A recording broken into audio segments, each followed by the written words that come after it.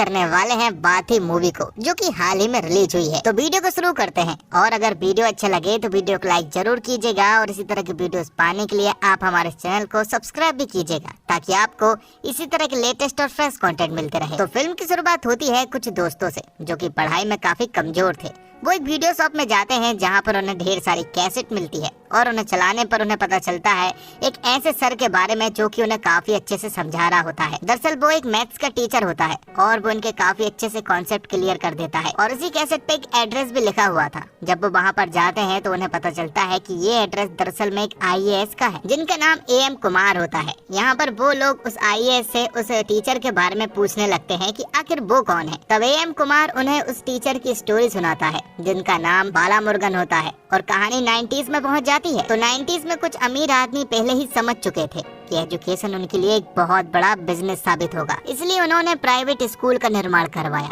और quality of education की वजह से उन्होंने फीस भी बढ़ा दी। और उसी समय पर स्टेट गवर्नमेंट और सेंट्रल गवर्नमेंट अपने स्कूल को ठीक से नहीं चला पाए, और गवर्नमेंट तो टीचर को ठीक से सैलरी भी नहीं दे पा रही थी।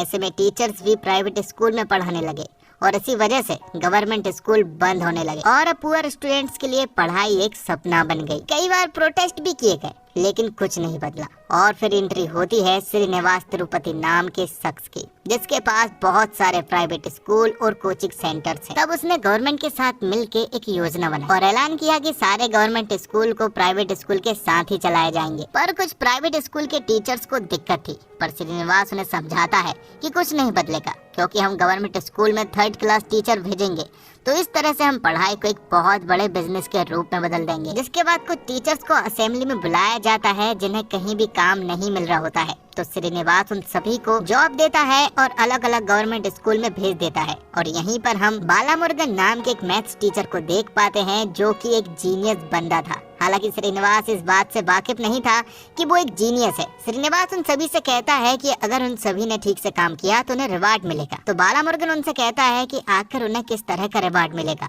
तो यहाँ पर श्रीनिवास उनसे कहता है कि अगर तुम्हारे सब्जेक्ट के सारे स्टूडेंट पास हो गए तो तुम्हें प्रमोशन मिलेगा। जिसके बाद सारे टीचर्स को अलग अलग गवर्नमेंट स्कूल में भेज दिया जाता है। और यहाँ पर हम देखते हैं बालामुरुगन के साथ 2 और टीचर्स को, जो कि फिजिक्स और केमिस्ट्री के थे। ये लोग एक गांव में पधारते हैं, जहाँ पर इनका बहुत ही अच्छे से स्वागत किया जाता है। इस गांव के सरपंच के साथ साथ बहुत सारी भीड़ भी थी, और इसी स्कूल में मीनाक्षी नाम की एक टीचर भी थी, जो कि इस स्कूल में सालों से पढ़ा रही है। लोग आते हैं चले जाते हैं, लेकिन मीनाक्षी यहीं पर रहकर कई सालों से पढ़ा रही होती है। बालामुरुगन को काफी खुशी होती है कि क्लास में ढेर सारे बच्चे होते हैं, और मीनाक्षी उन सभी को पढ़ा रही है। बालामुरुगन भी यही सोचता है कि अगले दिन से इन बच्चों को उसे भी पढ़ाने का मौका मिलेगा। अब रात को हम बालामुरुगन के साथ के 2 और टीचर्स को देखते हैं, जो कि छोटी छोटी बात पर झगड़ते रहते हैं, और इस बार वो इस बात पर झगड़ रहे हैं कि आखिर मीनाक्षी किसकी है। अब अगले दिन बालामुरुगन खुशी खुशी बच्चों को पढ़ाने के लिए स्कूल निकलता है, लेकिन जब वो वहाँ पर पहुँचता है तो उसके होश उड़ जाते हैं, क्योंकि स्कूल में कोई भी बच्चे नहीं थे। तब मीनाक्षी बाला को बताती है कि कल जो हुआ था वो महज एक ड्रामा था, और सरपंच के कहने पर वो सारे लोग यहाँ पर इकट्ठे हुए थे। कल से यहाँ पर कोई भी नहीं दिखने वाला है। साथ में वो कहती है कि यहाँ पर ऐसा ही होता है, टीचर्स आते हैं और यहाँ का माहौल देखकर चले जाते हैं, तुम भी चले जाओगे। जिस पर कि बाला उससे कहता है कि वो वादा करता है कि 1 हफ्ते के अंदर वो सारे बच्चों को क्लास में लाकर रहेगा। अब स्कूल में बच्चे नहीं थे, और फिजिक्स और केमिस्ट्री के टीचर्स के पास कोई और काम भी नहीं था, इसलिए वो मीनाक्षी के ऊपर डोरे डालना शुरू कर देते हैं। वो बारी बारी से मीनाक्षी को प्रपोज करते हैं, लेकिन मीनाक्षी को उनमें कोई भी इंटरेस्ट नहीं होता है, इसलिए हमेशा वो उन्हें रिजेक्ट करती रहती है। यहाँ दूसरी तरफ बाला गाँव में उन सारे बच्चों के घर पहुँच जाता है, जो कि स्कूल में पढ़ते हैं, और वो स्कूल क्यों नहीं आई ये वजह को जानने लगता है। लेकिन उसे पता चलता है कि कई सारे बच्चे स्कूल इसलिए नहीं आते हैं क्योंकि उन्हें काम पर जाना पड़ता है और पैसे कमाने होते हैं, क्योंकि उनकी आर्थिक स्थिति ठीक नहीं है। और कई सारे बच्चे ऐसे हैं जो कि पढ़ना नहीं चाहते हैं। दरअसल गांव वालों की सोच ये है कि पढ़ाई से कुछ नहीं होता है, उन्हें बस पैसे कमाने हैं, तो पैसे तो वो काम कर कर भी कमा सकते हैं। ये सारी बातें जानकर वो सरपंच के पास पहुंचता है, और गांव के सारे बच्चों को और उनके पेरेंट्स को स्कूल में बुलाता है। यहाँ पर सभी लोग अगले दिन पहुँच जाते हैं। तब बाला उन सभी को एजुकेशन का मतलब बताता है। वो कहता है कि पैसे शराब बेचकर भी कमाए जा सकते हैं, लेकिन इज्जत एजुकेशन से ही कमाया जा सकती है। वो यहाँ पर बड़े बड़े लोगों के जीवन परिचय सामने रखता है और उनकी लाइफ स्टाइल को बताता है कि वो किस तरह से रहते हैं और किस तरह से उन लोगों ने पढ़ाई की। उन बड़े बड़े लोगों की भी आर्थिक स्थिति ठीक नहीं रहती थी, लेकिन पढ़ाई के दम पर वो बड़े आदमी बने, जिसके बाद गांव के लोग बच्चों को अगले दिन से स्कूल भेजने के लिए मान जाते हैं। और यहाँ पर मीनाक्षी बाला से थैंक यू कहती है, साथ में वो उससे कहती है कि तुमने जो किया वो बहुत अच्छा किया, ऐसा पहले आज तक किसी ने भी नहीं किया है। लेकिन साथ ही वो उससे एक और बात कहती है। और फिर अगले ही दिन से बच्चों का आना स्टार्ट हो जाता है और धीरे धीरे करके गांव के सारे बच्चे स्कूल आने लगते हैं और पढ़ाई करना शुरू कर देते हैं। जिसके बाद मीनाक्षी बाला से हाथ मिलाते हुए थैंक यू कहती है और मीनाक्षी ने आज तक किसी भी टीचर से हाथ नहीं मिलाया है। दरअसल मीनाक्षी को ऐसा लग रहा था कि कोई भी स्टूडेंट नहीं आने वाला, लेकिन गाँव के सारे बच्चे आ चुके थे और वो काफी इंटरेस्ट के साथ पढ़ रहे थे, क्योंकि बाला सर उन्हें काफी अच्छे से पढ़ा रहे होते हैं। और मीनाक्षी बायोलॉजी की टीचर होती है, वो भी बच्चों को काफी अच्छे से पढ़ाती है। और मीनाक्षी अब बाला को पसंद करने लगी थी। अब कुछ दिन ऐसे ही बीतते हैं, जिसके बाद फिजिक्स और केमिस्ट्री के टीचर बच्चों को पढ़ाना बंद करके गांव छोड़कर चले जाते हैं। इसलिए ना चाहते हुए भी फिजिक्स और केमिस्ट्री की क्लास भी बाला सर को ही लेनी पड़ती है। दरअसल बाला सर सारे सब्जेक्ट में तेज होते हैं सिवाय इंग्लिश के। बाला सर उन्हें बिना भेदभाव के पढ़ाता है और उन्हें भी भेदभाव ना करने का एक सबक भी सिखाता है। तो सारे बच्चे काफी अच्छे तरीके से पढ़ रहे होते हैं और कुछ दिन बाद एग्जाम होते हैं और सारे बच्चे पास हो चुके थे, इसलिए गांव के सभी लोग जश्न मना रहे होते हैं। सभी लोग बहुत खुश थे। और फिर तभी यहाँ पर एंट्री होती है श्रीनिवास की, जिसके चेहरे पर खुशी का नामो निशान नहीं था। वो यहाँ पर बाला के पास आता है और उसे खूब चिल्लाता है। वो उससे कहता है कि प्राइवेट स्कूल में लोग सिर्फ 70% पास हुए हैं, लेकिन इस स्कूल में 100% पास हुए हैं। और अगर ऐसा ही चलता रहा तो सारे बच्चे प्राइवेट स्कूल को छोड़कर इस गवर्नमेंट स्कूल में चलकर आ जाएंगे, जिससे उसका बिजनेस पर बहुत ही गहरा प्रभाव पड़ेगा। तो यहाँ पर बाला समझ जाता है कि श्रीनिवास को यहाँ के बच्चों से कोई भी लेना देना नहीं है, सिर्फ उसे पैसे कमाने हैं और ये उसका बिजनेस है। साथ ही श्रीनिवास यहाँ पर बाला को प्राइवेट स्कूल में एक जॉब भी ऑफर करता है, जिसकी पेमेंट 1 लाख रुपए महीने होने वाली थी। श्रीनिवास यहाँ पर बाला को धमकी भी देता है और उससे कहता है कि इन बच्चों का कुछ नहीं होने वाला, जिस पर बाला को गुस्सा आ जाता है और वो श्रीनिवास से कहता है कि वो यहीं पर पढ़ाएगा और अब वो देखता जाए, क्योंकि ये बच्चे अब स्टेट में टॉप करने वाले हैं। इन बातों का श्रीनिवास के ऊपर गहरा प्रभाव पड़ता है और उस योजना के अंतर्गत जिन टीचर्स को गवर्नमेंट स्कूल में पढ़ाने के लिए भेजा था, उन सभी को निरस्त करवा देता है। और इन टीचर्स में हमारा बाला भी शामिल था। बाला समझ जाता है कि ये सब कुछ उसी की वजह से हो रहा है, लेकिन वो बच्चों को पढ़ाना नहीं रोक सकता था। इसलिए वो एक छोटे से खेत में एक छोटी सी झोपड़ी लगाकर उन सारे बच्चों को फिर से पढ़ाना शुरू कर देता है।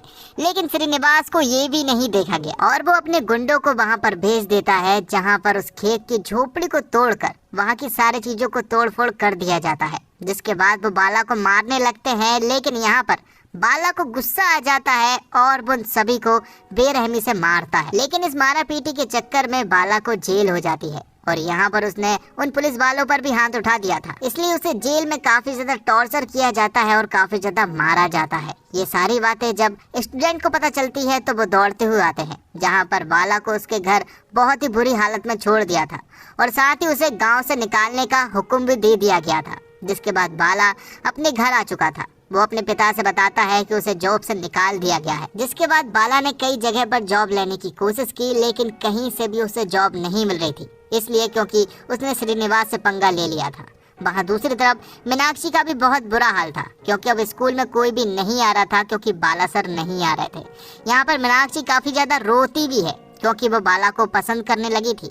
इसलिए वो एक दिन बाला के पास आई और वो उससे वापस चलने को कहती है, लेकिन यहाँ पर बाला उससे कहता है कि गांव से उसे निकाल दिया गया है, वो वापस गांव में नहीं जा सकता है। तो मीनाक्षी उससे कहती है कि अगर हम बच्चों को नहीं पढ़ाएंगे तो उनका फ्यूचर पूरी तरह से खराब हो जाएगा। थोड़ी देर के बाद बाला के दिमाग में एक आइडिया आता है और वो मीनाक्षी से कहता है कि अगर वो गाँव नहीं जा सकता है तो क्या हुआ, वो यहीं से बच्चों को पढ़ाएगा। बाला सर ने वीडियो रिकॉर्डिंग के माध्यम से अपनी सारी वीडियोस बना ली और उन बच्चों तक पहुंचा दी। बच्चों ने उन्हें बड़े ही अच्छे तरीके से देखे और अच्छे से पढ़ाई की। ऐसा कई दिनों तक चलता रहा। बाला उन्हें वीडियो के माध्यम से पढ़ाता रहा और बच्चे अपनी फुल ईमानदारी के साथ पढ़ते रहे। लेकिन अब ये बात श्रीनिवास को मालूम चल चुकी थी और कुछ दिनों के बाद एग्जाम भी था। श्रीनिवास समझ जाता है कि ये बच्चे फिर से टॉप करने वाले हैं और जिस दिन एग्जाम था बच्चों का, और वो जिस बस से जाने वाले थे श्रीनिवास उस बस में अपने गुंडे भेज देता है। वहाँ जाकर वो गुंडे उस बस में घुस जाते हैं और यहाँ पर उन बच्चों को रोकने की कोशिश करते हैं, लेकिन तभी एंट्री होती है बाला सर की और वो यहाँ पर उन गुंडों को धूल चटा देते हैं। लेकिन आगे हम देखते हैं कि उनमें से एक गुंडे ने फ्यूल टैंक से छेड़छाड़ कर दी थी, इसलिए अब वो बस आगे नहीं जा सकती थी।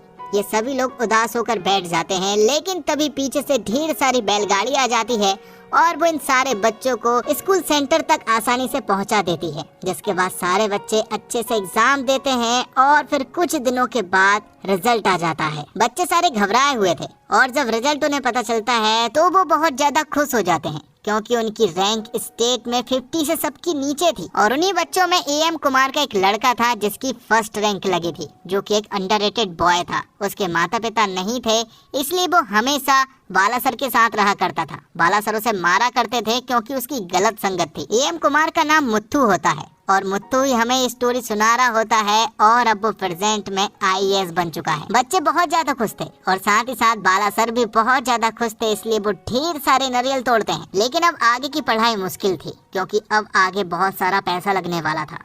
इसलिए श्रीनिवास सारे बच्चों के घर पहुंच जाता है और उन्हें अच्छी अच्छी डील देता है। वो किसी से कहता है कि वो किसी के कर्जे चुकवा देगा, तो किसी की जमीन वापस करवा देगा और किसी को विदेश भिजवा देगा। बस उन्हें ये करना होगा कि उन्हें सभी को ये बताना होगा कि वो जो पढ़े हैं वो मेरी कोचिंग से पढ़े, जिस पर कि सारे बच्चे साइन कर देते हैं। और दरअसल ये साइन बाला सर के कहने पर ही उन्होंने किए। दरअसल बाला सर ने उन्हें ये बात पहले ही बता दी थी कि जब तुम लोग टॉप करोगे तो श्रीनिवास तुम्हारे पास आएगा और हमें साइन करना है, क्योंकि हमें एजुकेशन लेना है, बिजनेस से हमें कोई मतलब नहीं है। साइन करने पर हमारी हार नहीं होगी बल्कि हमारी जीत ही होगी, क्योंकि हमने हमारे दम पर टॉप किया है। श्रीनिवास जितने वादे करता है करने दो, हमें सिर्फ पढ़ाई करना है और बड़ा आदमी बनना है, तब हम उन सभी लोगों की मदद करेंगे जो कि ठीक से नहीं पढ़ पाते हैं। और आखिर में हमें बाला सर को दिखाया जाता है जो कि काफी बुजुर्ग हो चुके थे और वो अभी भी यही काम करते हैं। वो गरीब बच्चों को सड़क से उठाते हैं और उन्हें एजुकेशन दिलवाते हैं। और इसी के साथ ये फिल्म यहीं पर खत्म होती है। तो दोस्तों मूवी कैसी लगी कमेंट बॉक्स में जरूर बताइएगा, और अगर वीडियो अच्छी लगी हो तो वीडियो को लाइक जरूर कीजिएगा